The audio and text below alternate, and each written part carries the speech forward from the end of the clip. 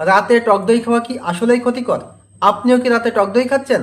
সাবধান, এটি আপনার উপকারের চেয়ে বেশি ক্ষতি করছে না তো?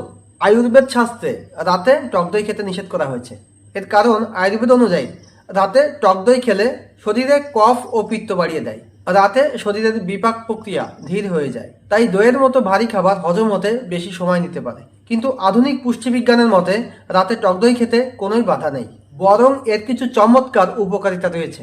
দুধের চেয়ে টক দই অনেক সহজে হজম হয়। এর ল্যাকটিক অ্যাসিড রাতের ভারী খাবারের পর হজম প্রক্রিয়াকে মসৃণ করতে সাহায্য করে। টক দইয়ে থাকে ট্রিপ্টোফ্যান নামের একটি অ্যামিনো অ্যাসিড, যা মস্তিষ্কে ঘুমের হরমোন মেলাটোনিন তৈরিতে সাহায্য করে, ফলে রাতে ঘুম ভালো হয়।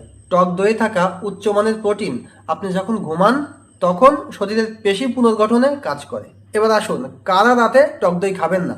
3 ধরনের মানুষের রাতে টক দই এড়িয়ে চলা উচিত। যাদের সাইনাস, হাঁপানি বা ঠান্ডার সমস্যা আছে, তাদের রাতে দই খেলে শ্লেষ্মা বা কফ জমাট বাঁধতে পারে, যা শ্বাসকষ্ট বা গলা ব্যথা বাড়াতে পারে। আর যাদের হজম শক্তি অত্যন্ত দুর্বল, রাতে এমনিতেই গ্যাস বা ওলট পালট পেটের সমস্যা হয়, তাদের রাতে এটা এড়িয়ে চলাই ভালো। বাতের ব্যথা আছে এমন কিছু মানুষের ক্ষেত্রে রাতে টক দই খেলে জয়েন্টের বা বাতের ব্যথা বাড়তে পারে। তবে সর্বোপরি একটি কথা, গুরুতর সমস্যার ক্ষেত্রে অবশ্যই ডাক্তারের শরণাপন্ন হবেন বা পরামর্শ নেবেন।